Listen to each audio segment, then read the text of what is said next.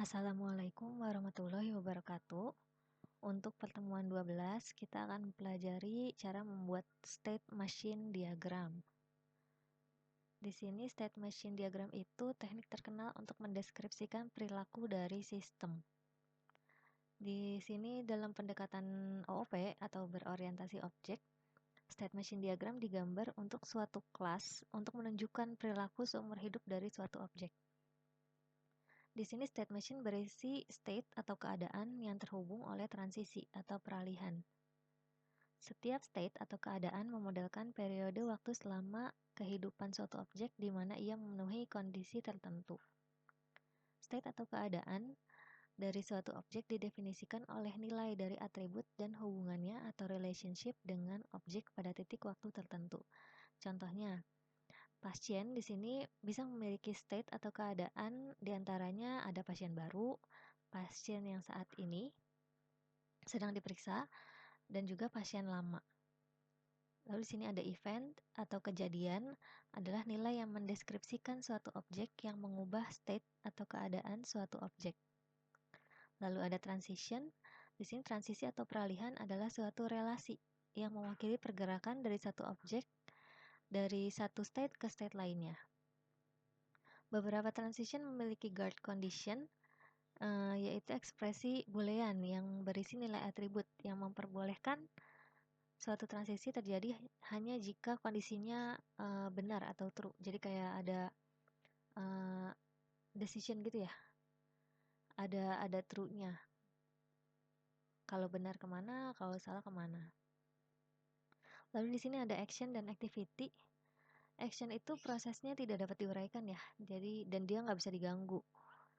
Jadi actionnya itu yang sederhana. Soalnya nggak bisa diuraikan. Ini action ini diasosiasikan dengan sebuah transition. Lalu activity adalah suatu proses yang dapat diuraikan dan bisa diganggu. Activity ini mengambil waktu lama untuk diselesaikan daripada action dan bisa diawali dan dihentikan oleh sebuah action. Ini elemen-elemen state machine diagram. Yang pertama ada state.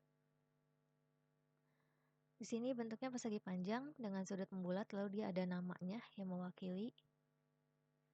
Lalu ada initial state-nya. Ini hampir mirip sama activity diagram ya kalau kalian ingat. Initial state-nya seperti ini, mewakili titik di mana suatu objek mulai ada. Final state, mewakili penyelesaian aktivitas atau activity. Lalu ada event, ini kejadian yang memicu perubahan dalam suatu state. Lalu ada, semua itu digambarkan di dalam frame ini, menunjukkan konteks dari state machine-nya. Ini contoh sederhananya. Dari state machine diagram, misalnya ini adalah proses dari kita membuat makanan sampai kita makan. Contohnya nih, kita mau membuat makanan. Ini eventnya berarti ya, ini transisinya dari mulai ke proses membuatnya. Nih, kita membuat nih makanannya nih. Lalu kalau makanannya sudah selesai, berarti kan makanannya dimasukkan ya, meletakkan makanan di dalam kotak makan. Kita memasukkan makanannya ke kotak makan. Lalu pindah lagi ke state-nya adalah mengemas makanan. Kalau sudah dikemas dalam makanan, kita mau makan nih, berarti kan kita harus mengeluarkan makanannya dulu. Transisinya kita mengeluarkan makanan dulu dari kotak makannya, habis itu kita baru makan. Nah, setelah itu makannya sampai selesai. Ini contoh sederhana dari state machine diagram. Di sini ada lagi dari pasien. Jadi ini tadi kan dia menggambarkan sistem ya, state machine diagram itu. Jadi ini sistemnya dari si pasien itu masuk sampai dia keluar rumah sakit. Pertama dia masuk rumah sakit, dia ada proses masuk dengan cara dia mendaftar, terus dia diterima nih. Habis diterima dia kan didiagnosis dulu. Kalau misalnya dia diagnosisnya sehat, setelah diperiksa itu diagnosisnya sehat, maka dia bisa keluar. Kalau dia diagnosisnya tidak sehat, maka dia harus dirawat. Setelah itu, kalau sudah diagnosisnya sehat, baru dia bisa keluar. Selesai. Lalu di sini ada sistem order barang. sistem pemesanan barang berarti ya.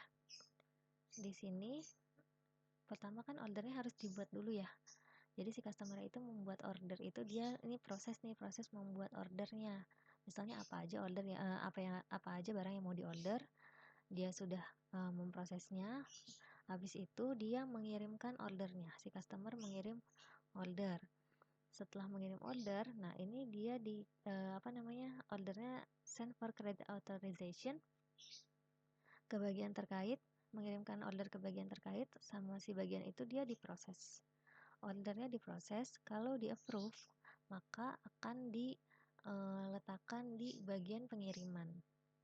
Kalau misalkan nggak di approve berarti ini ditolak kan ya, ada state dia ditolak, maka dia harus mengedit informasi ordernya. Nah di sini kalau di approve berarti kan tadi diletakkan di bagian pengiriman. Habis itu ordernya dikirim ke customer, ini pengirimannya. Terus customernya menerima pengiriman, ordernya selesai. Ini untuk state machine diagram dari sistem order barang atau pengiriman barang. Nah di sini tugas kalian adalah kalian buat state machine diagram dari peminjaman buku di perpustakaan. Berarti nanti di sini kalian bisa aja dari ini aja yang gampang.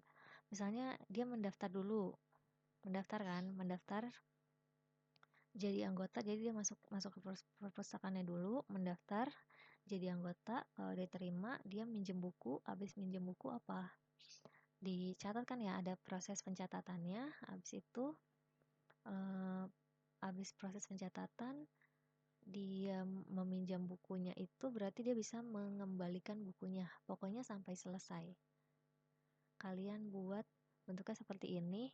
Kalau buat di sini berarti bentuknya hampir sama kayak activity diagram ya. Kalian tinggal cari bentuknya seperti itu.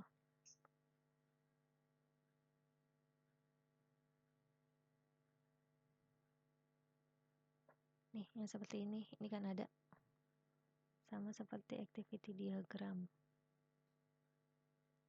Itu berarti kan activity ya, coba.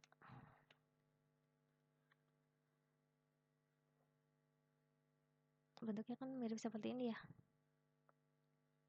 Ini ada, untuk N-nya sama aja, silakan digambar, dikirimkan via email. Kalau ada yang bingung silakan ditanyakan via WhatsApp.